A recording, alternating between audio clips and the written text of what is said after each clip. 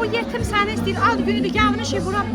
Novi qod eləyirik ad günündə. Hə gəl bu da xan. Ben atamı uçamıyorum.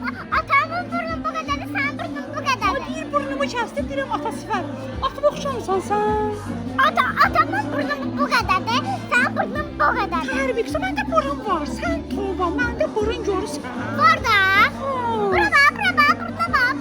5 yaşına girdin, cəmaatın 5 yaşlı uşağı evi təmizləyir. Ad günün novi qod olsun. Dinən sağ ol mama. Sabah. Hə, Rusca danış. Sabah. Rusca dinə. Sabah da. Qıza Rusca dinəndə. Evet. Rusca'da bu sağ ol. Ay bana sabah. Dinən spasiba mama. İstediğim mama. İşte o radyo olan menya. En utandığım şey. Tərbiyəsiz dedi, utanıram. Rus qız yazıcısını valideynin uşağına bu Azərbaycan dilində danışır. Dünya dövr eləyir boş-boşuna.